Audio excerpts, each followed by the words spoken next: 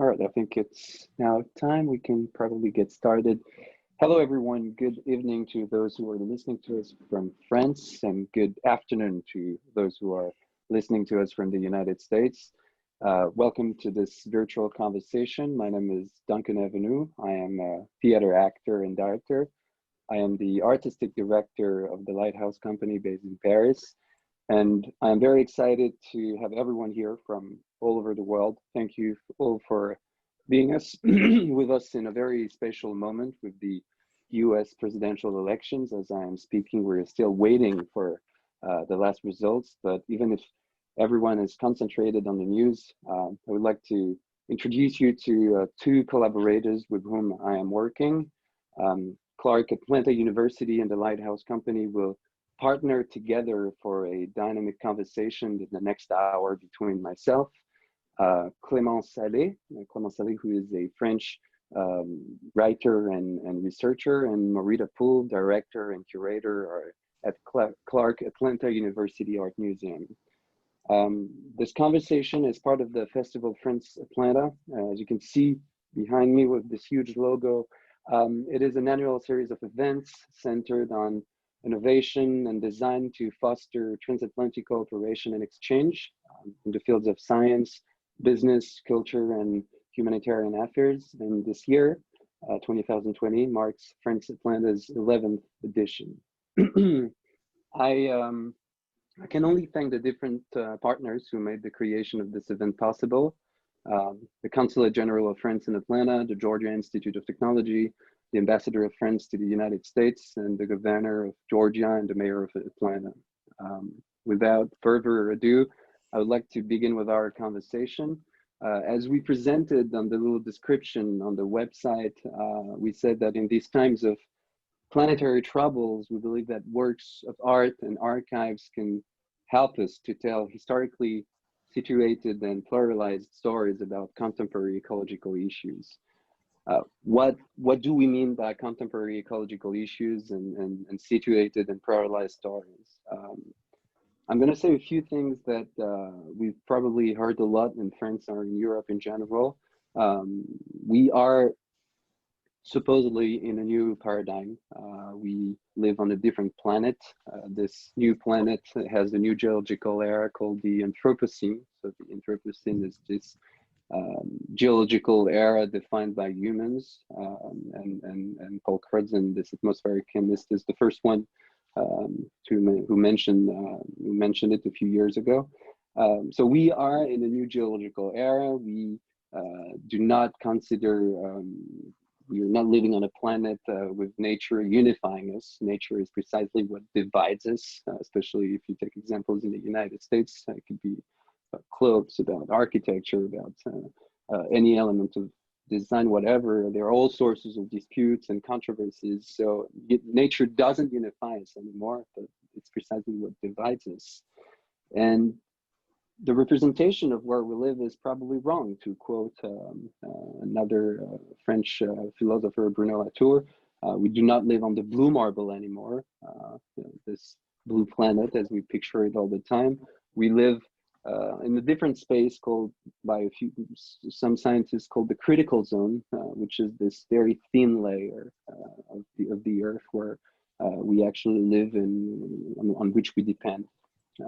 So the consequences of this, because we live in a new cosmic order, it has modified the social order, and because it modifies the social order, for us theater makers, authors, researchers, the consequences are huge. We have to work on some new representations, trying to articulate new forms of knowledge together in order to grasp this thing in which we are all at the same time.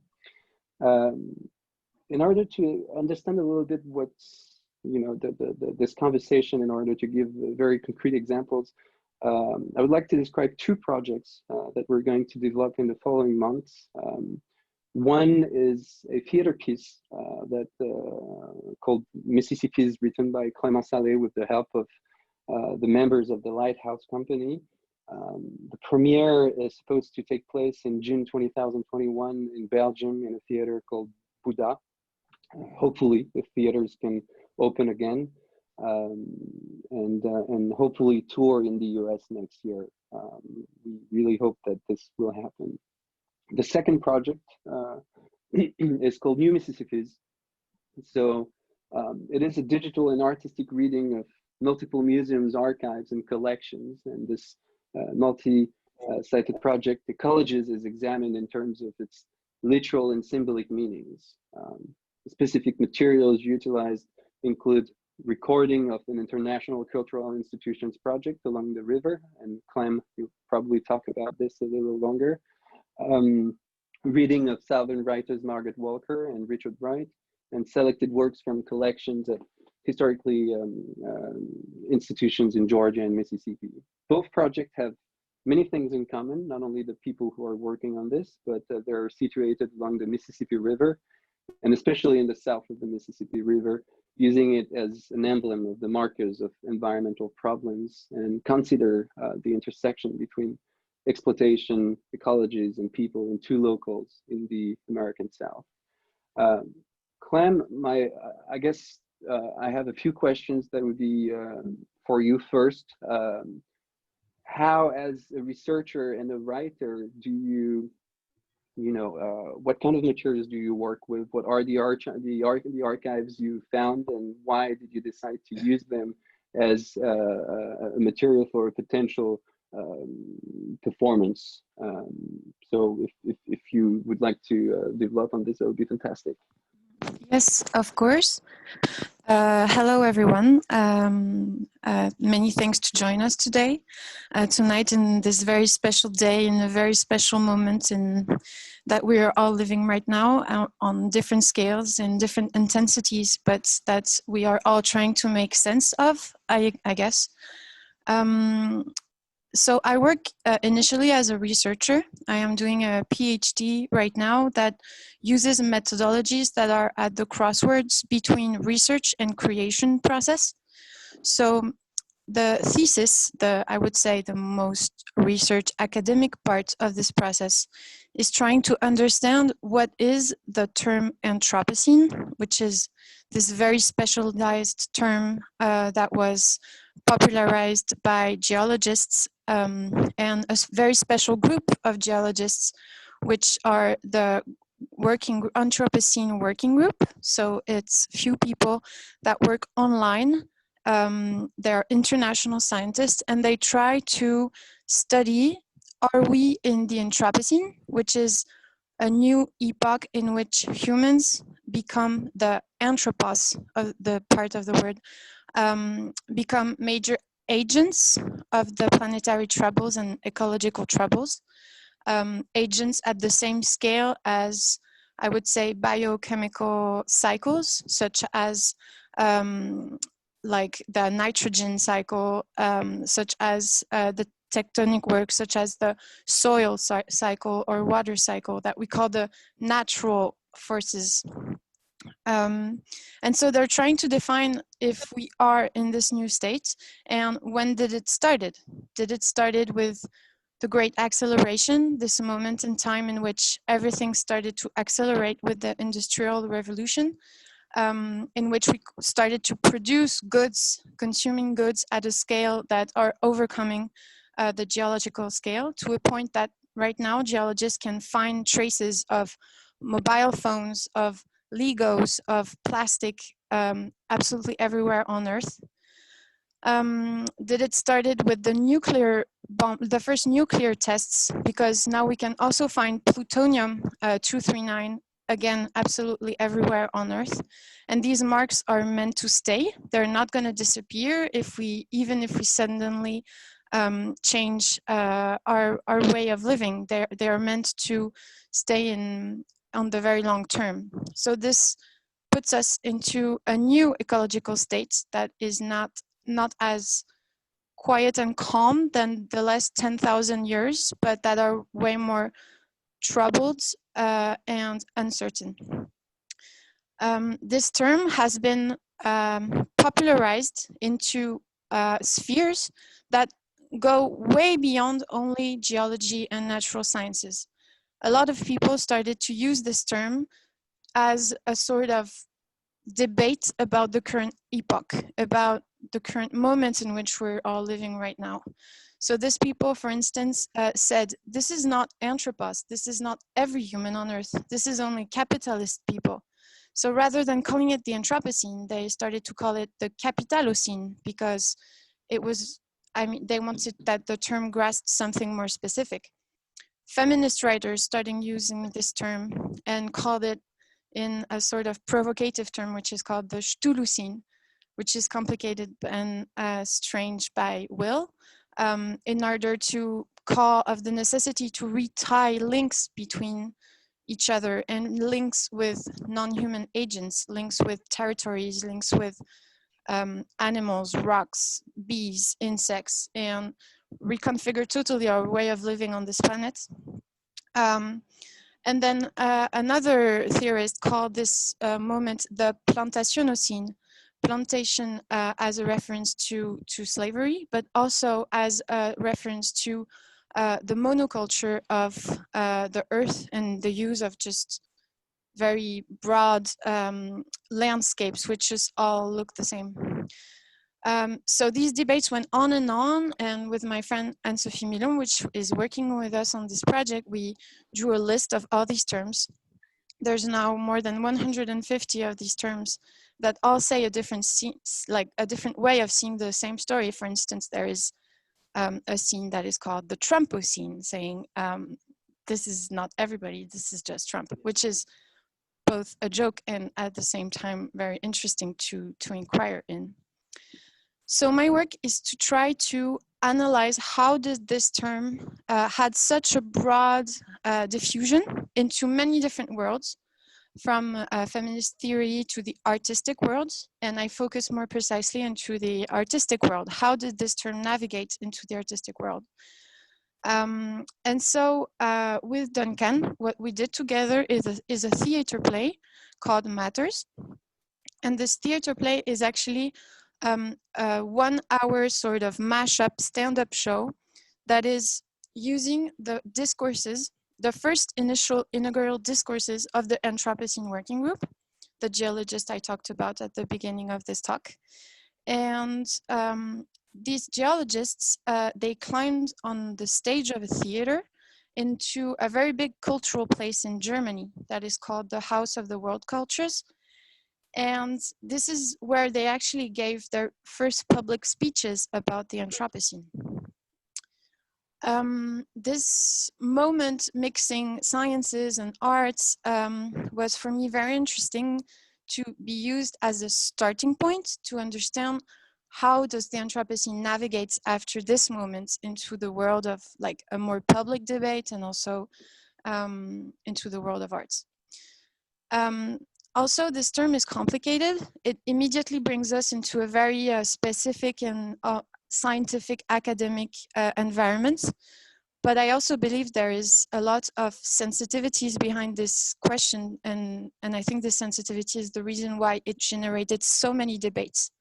And so I wanted to understand how could we maybe make this term a little bit more human? Because even if it talks about humans on a broad scale and doesn't make any historical differentiation or any sensitive grasp to the way it tries to explain the current situation.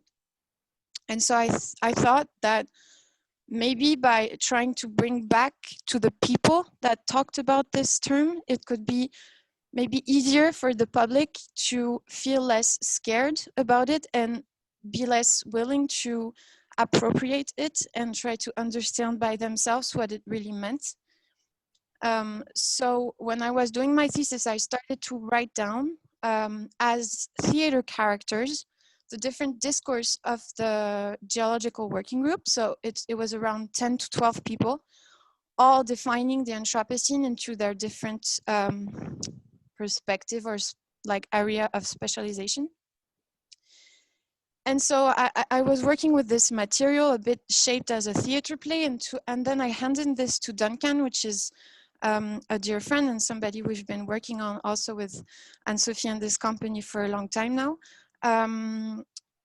and he just started to replay the texts and listening to the original sounds and trying to play with the mimics, the hesitations, the sometimes very, very affirmative, sometimes very hesitant, sometimes very narrative, sometimes apocalyptic and absolutely scary or very clumsy, like all these ways of presenting publicly dry science. And for me, I was used to work with texts and discourses and academic papers, and to actually see a debate through him was a very, very interesting experience. So this got into a theater play, which is called Matters, and maybe we can just look very shortly to the trailer of this show right now before I move to the second project, which occupies us today. All right, so just give me a second. And here is the trailer.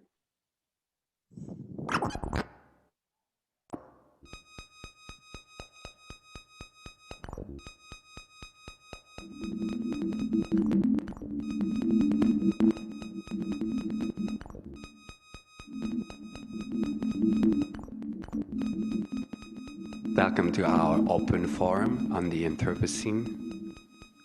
Thanks a lot for coming at this early hour. It's an hour that scientists usually start the courses at the university, and the people from the art scene just come back and go to bed. But that is what happens when you engage in other cultures. We are in a time of deep changes, as I mentioned already last night. On the one side, delocation of societies, war on resources, and the decline of biodiversity, for example. The Anthropocene, from my perspective, offers a kind of paradigm to understand these deep transformations going on, which may threaten our species. And understanding the process we are in is, of course, the first step for taking action.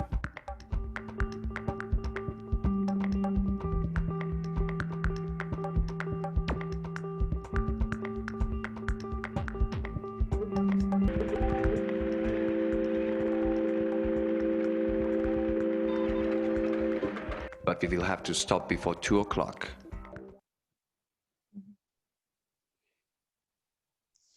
Okay, thank you. So this is for a very quick grasp of the mood of this show, which is both very dry and I would say a little bit humoristic, like because of the sometimes very weird way of presenting science into the European world and to a crowd of artists. So I really wanted to try to grasp this mood into this building in which these first discourses happen. And so the second show, MississippiS, is the show we are writing right now, and which got us to meet Morida. And so I'm going to very briefly talk about what it's going to talk about. So this meeting of the Anthropocene Working Group happens in a building, artistic building in Germany, which is a very big artistic building in the middle of Germany, next to the parliament, which history is very much linked to the history of the relationship between Germany and the United States. And last year, yes, because this show happened during a huge scale project, which is called the Anthropocene Project, and which is an artistic project around the term Anthropocene, in which hundreds of scientists, artists, researchers were invited to talk about the way they understood this term. And this has been running for 10 years now. So there's a lot of documents that were produced in there, and a big part of my job is to analyze, like, in a way, very simply, like who thinks what about the Anthropocene thesis. And last year they decided, because a lot of ecology says that it's very difficult to talk and learn and study ecology without studying it on the ground, on the fields. And so there's a necessity of fieldwork that is really, really strong into these I would say, these different approaches. And so this building made a sort of a very weird decision of bringing all these researchers into the United States, because they were doing a partnership between Germany and the US, and to study the Anthropocene on the Mississippi River, because for many different reasons, for reasons linked to the fact that this river is sort of fueling the world in terms of it's a huge transportation river that is on which there's cargoes transporting a lot of the worldwide oil, and also good consumption, and also plastic consumption. On this river, you have a lot of industries that produce plastic, that produce petrol. Also with the plantation history of this river, and the very tight relationship between the ecological problems in the colonization period and the slavery period. And also because of the fact that this river has been modified in a very, very strong way. Today, the course of the Mississippi River is not natural, so to say, in a way, but it has been totally modified through damming, mining, and displacement in order to be a sort of channel of diffusing goods that belongs to the capitalist system. So a lot of people see this river as a way of some of the points in which I would say the capitalist system that is fueled by petrol comes from. So what the researchers and artists of the House of Cultural, the House of the World Cultures, sorry, I mixed the name in German and English, did is that they did a sort of journey onto the river from the Lake Itasca, very up north in Minnesota, down to Louisiana, and they used canoes, and they studied, I would say, the ecological situation on the Mississippi River for 3 months in order to make artists and scientists work together. It was a lot of pedagogical experience. There were a lot of students involved, but also researchers, also artists, and they produced many, many things. And they met a lot of people on their way. Some people they were working with since a lot of years, other people that they just met for the project. And during this project, they produced a lot of documents and audios. And so Duncan and I, in order to pursue the work about the Anthropocene, decided to use the material that was produced on this trip in order to make another theater play, which is this time not about the scientists of the Anthropocene, but which is this time about the artists and the humanists of the Anthropocene, people trying to study the Anthropocene directly on the ground.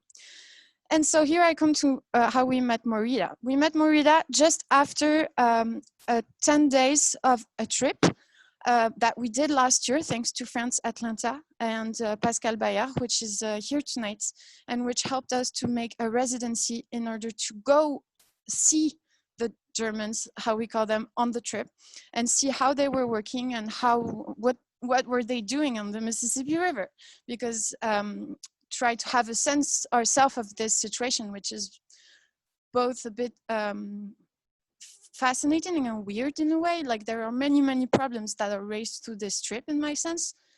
And so we went there and we got back to Atlanta to see Pascal, and then we met Morita, and we had a discussion with Morita where I explained her the trip and like how we could interpret the different documents that were produced, and like try to create a discussion about the Mississippi region, and also see if it could be an opportunity to raise a work together, a reflection work together about ecology, land exploitation, man exploitation, and using this trip as a prop or a proxy for discussion.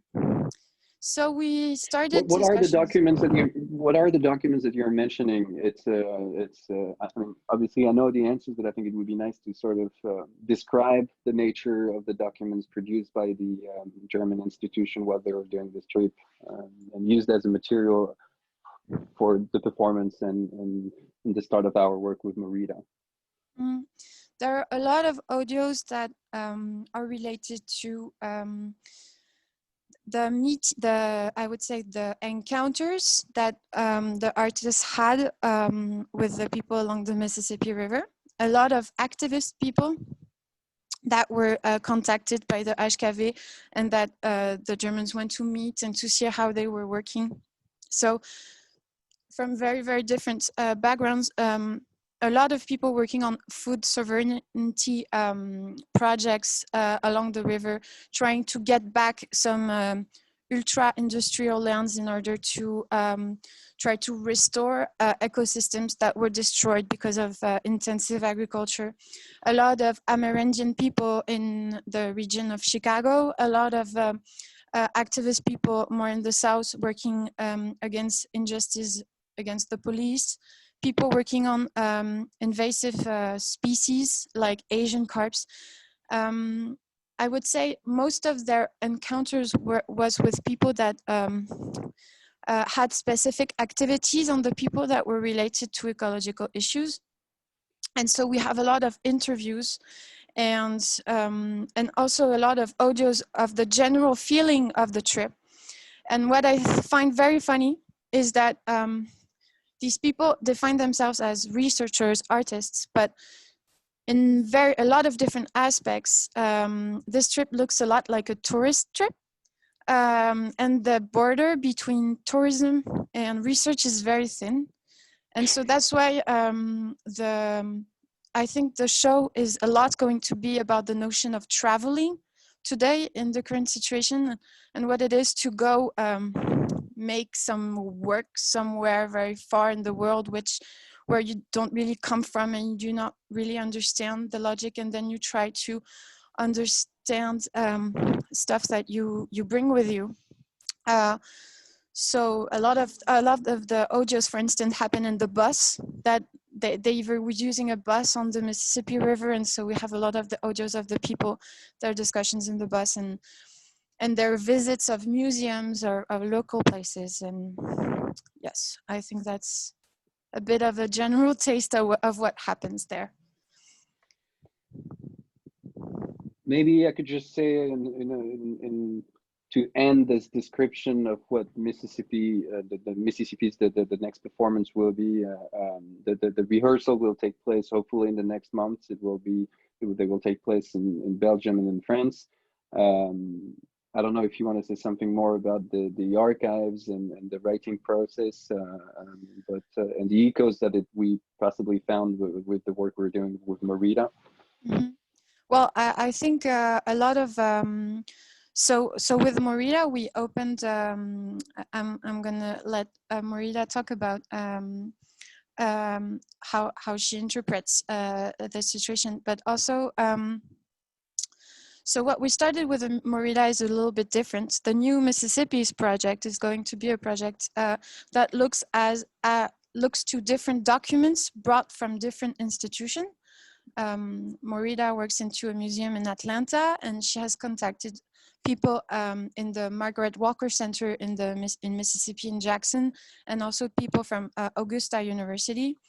Sarita Williams and Robert Lockett from the Margaret Walker Center. And we started to have discussions all together when we brought documents and we described the ecological situation around the new Mississippi situation through the documents.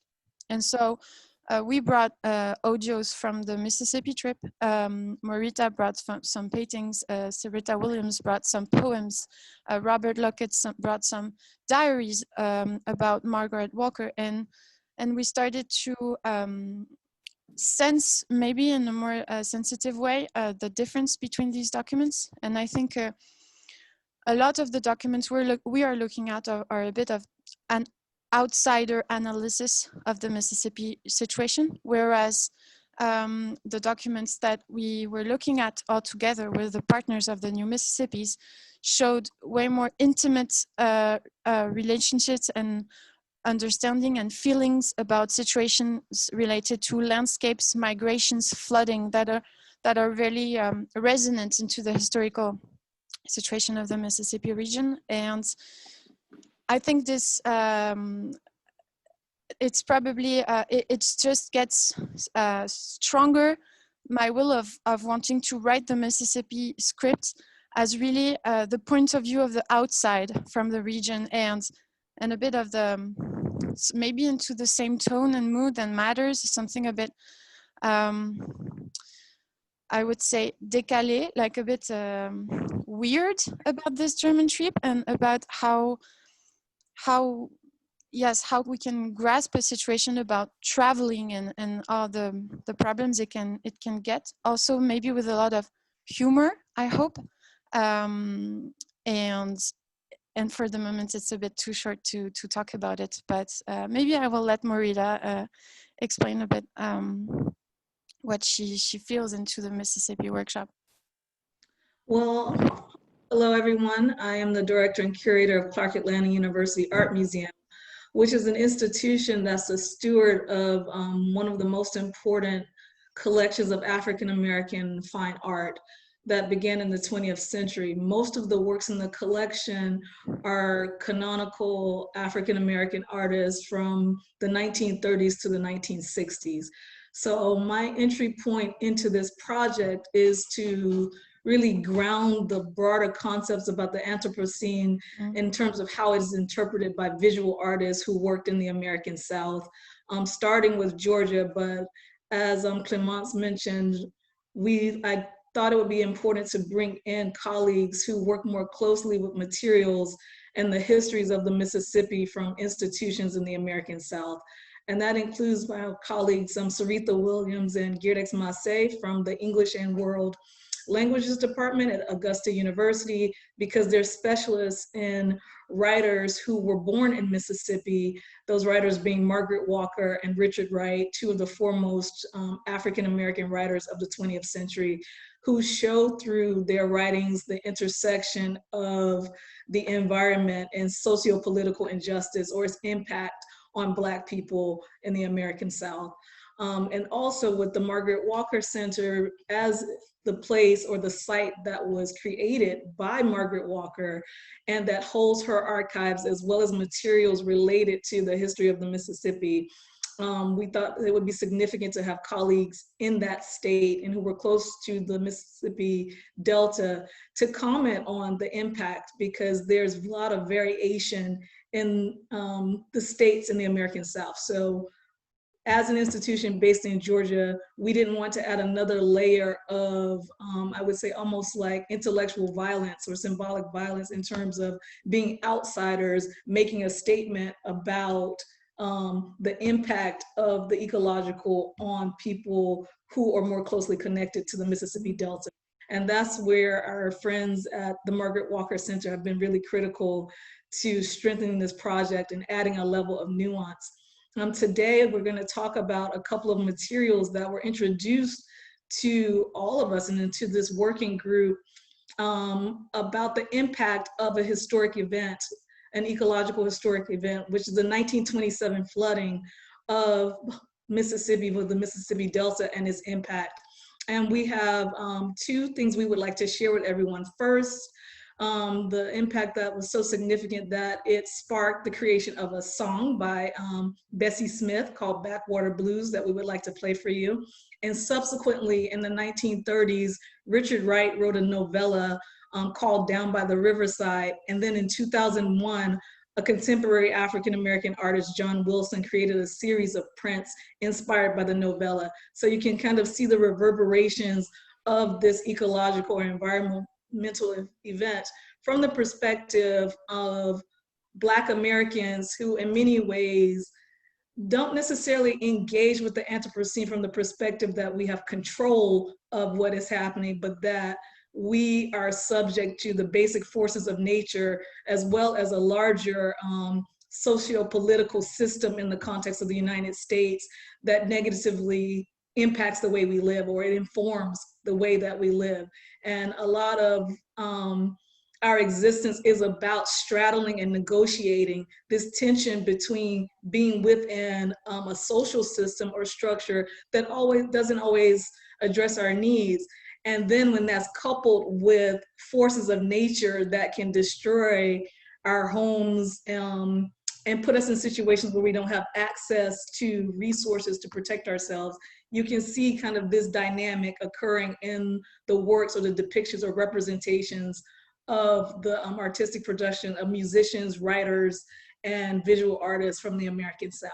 So Duncan, I would like to suggest that we first start by playing Bessie Smith's song, and even though we will not have the time to interpret it, but to give you a sense in this kind of 3-minute period of how in the 1920s this was affected, and later it's kind of an entry point into later things that have happened, the most notable being Hurricane Katrina, and most recently, just within the last 2 weeks, the impact of storms that knocked out power and electricity from Mississippi to Georgia. So let's begin with Bessie Smith's Backwater Blues.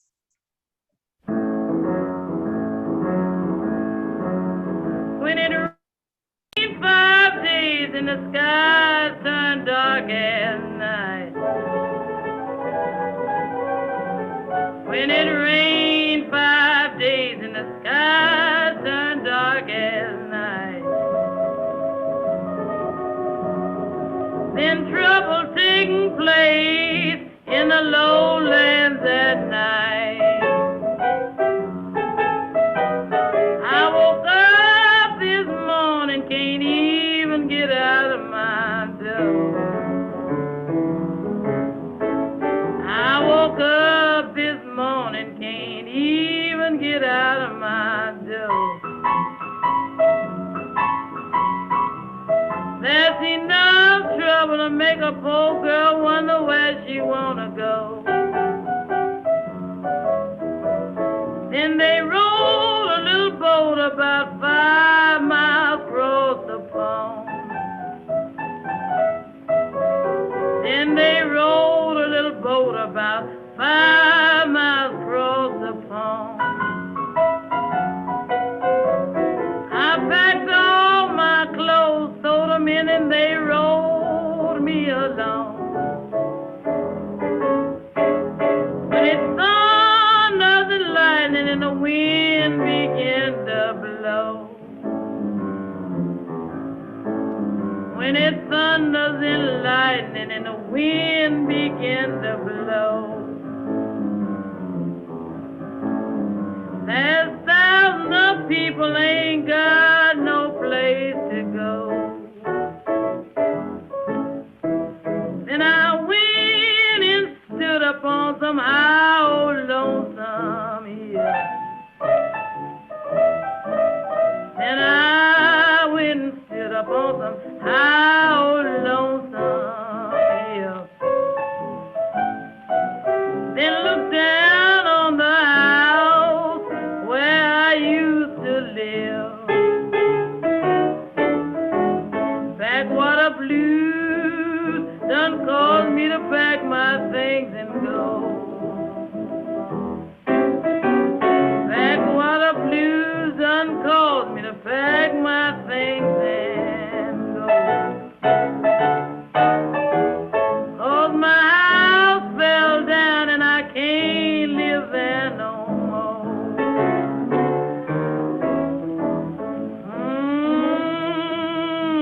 I can't move no more.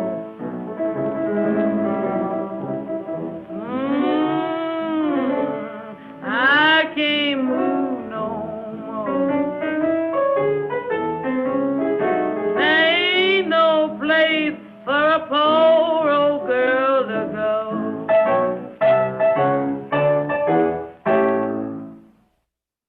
Thank you, Duncan, for playing that.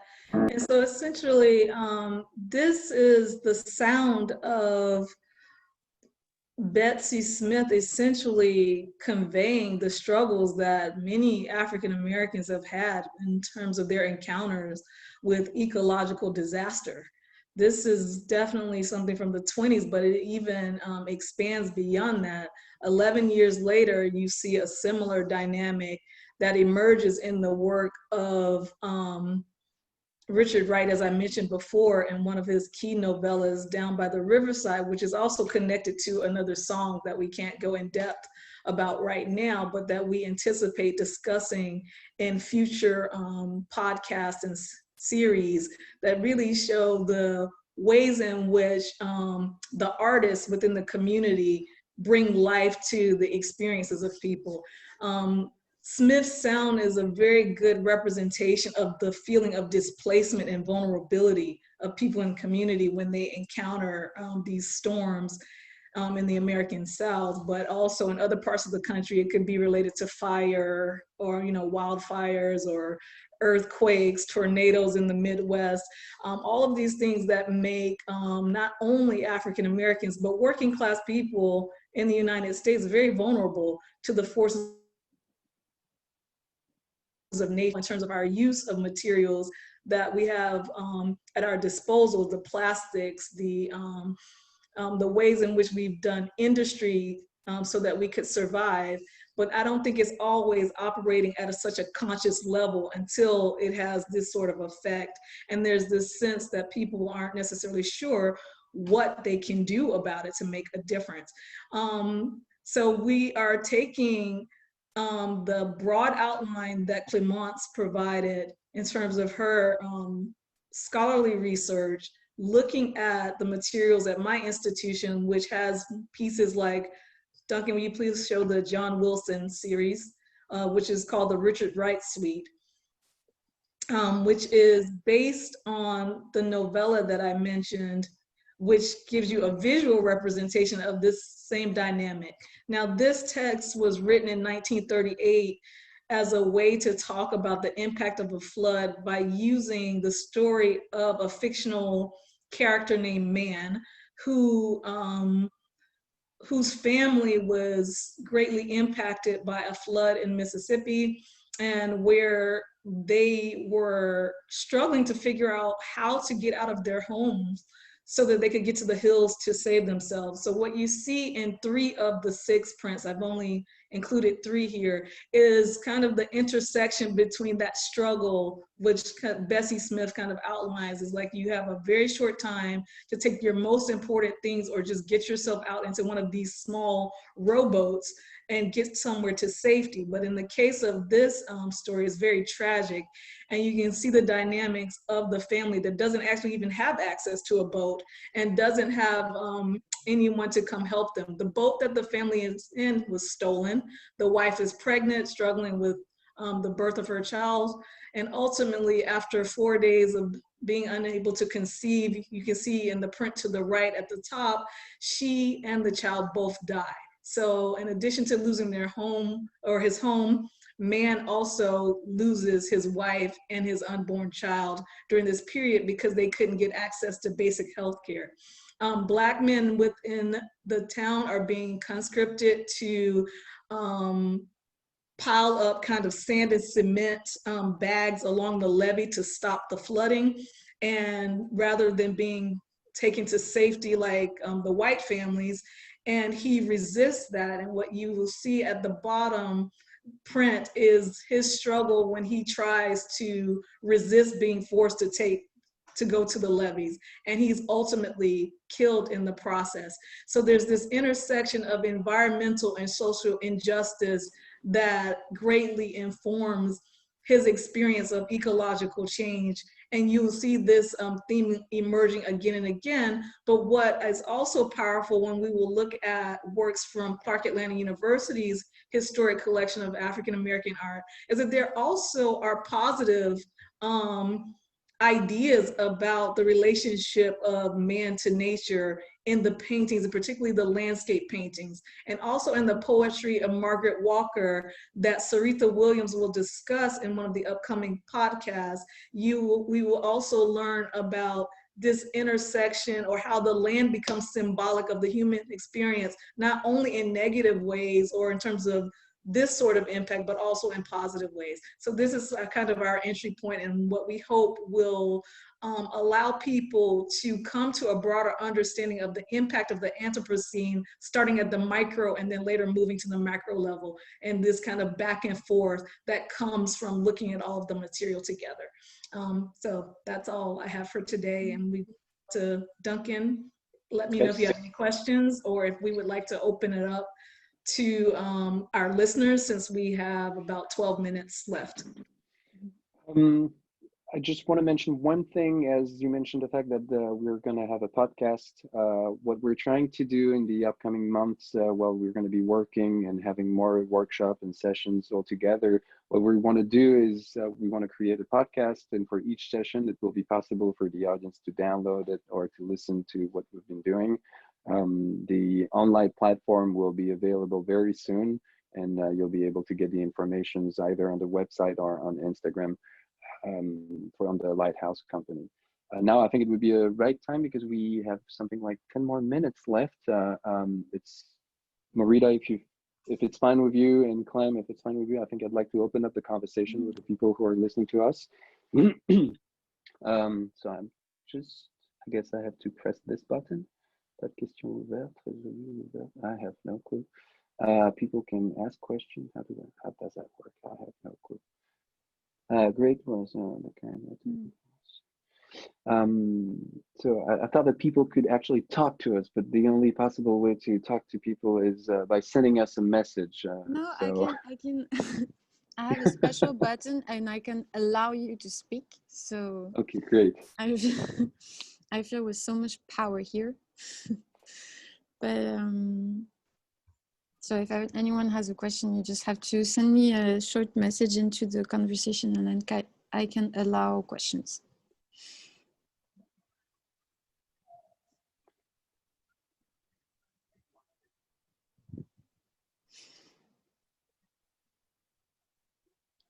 But there can also be no questions.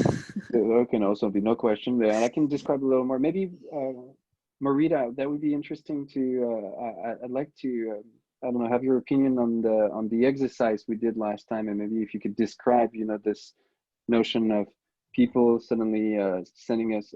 I have a question. What would be the next documents you're going to work on? What types of documents? Perfect. It's exactly what we are trying to develop here. Yes. What is the nature of the documents that people are bringing, and what is the methodology that we are trying to develop together? And Clem and Marita, if you want to answer that, that would be fantastic. Well, the documents that'll be coming from the institutions in the South, in Georgia, from my institution, they will be paintings and prints that we will be discussing. From Augusta University, they will be bringing poems that they will analyze, as well as chapters of books. And we're hoping to get a wonderful keynote speaker from a contemporary artist who did the Delta. Thus far, we don't have confirmation, so I cannot use her name, but we hope that she will be a part of it. But in terms of the Margaret Walker Center, they have diaries or journal entries from Margaret Walker. They have her books. They have sound recordings similar, with interviews. And also we would bring in more music, possibly more blues and jazz and contemporary sound that is coupled with the works that will be presented. Because what we discovered in our last meeting, what I presented today made it seem as though we were already aware of the intersection or the connection of all the materials, but that's not the case.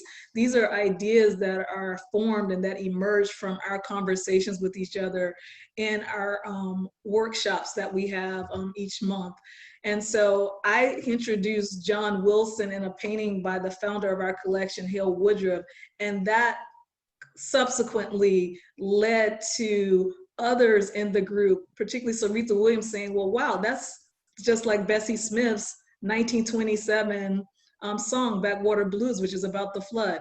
And then, Robert Luckett, who was born and raised in Mississippi, works in Jackson, Mississippi, and who knows the Margaret Walker collection very well, saying the 1920s, the 1927 incident was the most significant natural disaster that impacted the American South, even more so than Katrina, which I did not know as a person from Georgia. I would have assumed that Katrina was the most profound experience that had happened, or things that were referenced in the 30s, because of the number of paintings and prints about natural disasters, particularly droughts in the South, from like 1933 to 1937. And so when you couple that plus the sound recording of people of the 21st century who Clemence and Duncan are listening to how they talk about the impact of industry, I guess agriculture, the problem with like not living in food deserts, problems with food sovereignty, pesticides, the impact on people's health.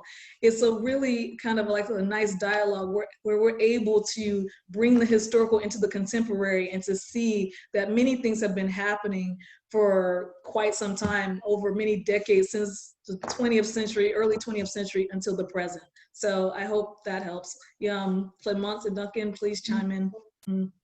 Yeah, I think one thing that I truly that is truly changing a lot of things for me in this project is the fact that it's getting intimately into things that I was thinking in a very theoretical way, but I think with all the paintings Morita brought with Woodruff's work, which was very important to like click on, bring us something like somewhere else, because of course how we met was through the House of the Cultures project, but I think this is really moving in a totally other direction, in which I see in Woodruff's painting, for instance, the fact that the landscapes he is painting, rather than being this very naturalistic, very objective way of looking at a landscape,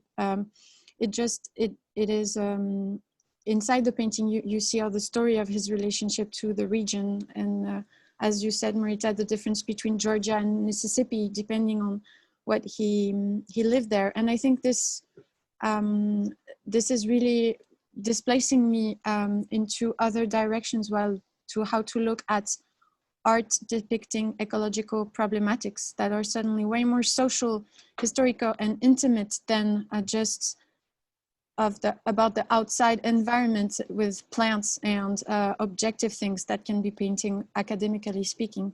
So, and I think there's another aspect of it that we haven't drawn out in terms of why would these institutions in the American South be interested in partnering with people in France? All of the people who we've cited at one period in the 20th century lived or had a close connection with the French. Richard Wright ultimately leaves the United States to live in France. Hale Woodruff lived in Paris and in the south of France in the 1920s before he came to Georgia in the 1930s to start the art collection at my institution. And then he later moved to New York to be a part of the abstract expressionist movement.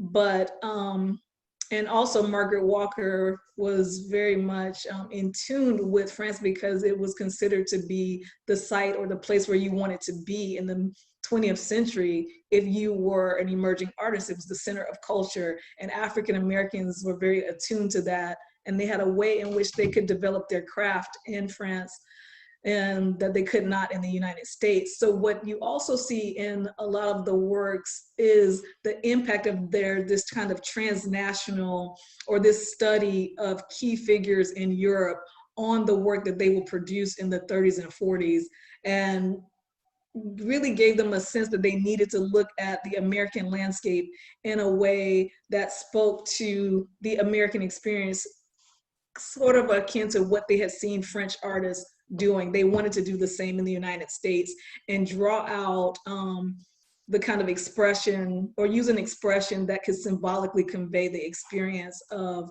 human interaction with the environment because of their studies overseas. So that's an important aspect of the research that doesn't always come out. Mm-hmm. Yeah, sure. I think, Marita, you're going to go soon, but Pascal is asking, is it possible to see the same ecological interest in contemporary art in the most contemporary part of your collection? Yes, it actually is. We can actually see it and still use in a very dynamic and similar way. In artists, particularly like Alfred Conte, who works very well with trying to symbolically show the impact of the environment on people's experience, but he paints in such a way that it looks as though it's rusting, even though it's not. He uses materials in his paintings and his sculpture, and it's intended to decay over time, to show the impact of humans and our, basically the fact that we're not facing the challenges or what's happening with the environment in the United States and its impact on people in the community. And so he does it on the one hand to kind of talk about the impact of, or the negative impact of our actions and behaviors on the environment, but also to use it as a metaphor for what systems of inequality and racism do to Black bodies. How it almost is like we're coated in a rust and something that is eating away at our bodies and our skin, that to the visible eye may not be seen, but in fact is very similar to the way rust works against material. So we do have artists like that in the collection that could also be presented, as well as some wonderful people in the Mississippi who I think we should probably tap into as we connect with curators who are working there at the Mississippi Museum of Art and elsewhere. Thank you very much. We only have 1 minute left, so I would like to take this opportunity to thank you all. Thank you very much for coming, especially Clem and Marita, for taking the time to be with us. If you're interested in the work, you can, as I said, follow the work on the upcoming website and on the Instagram account of the company, the Lighthouse Company.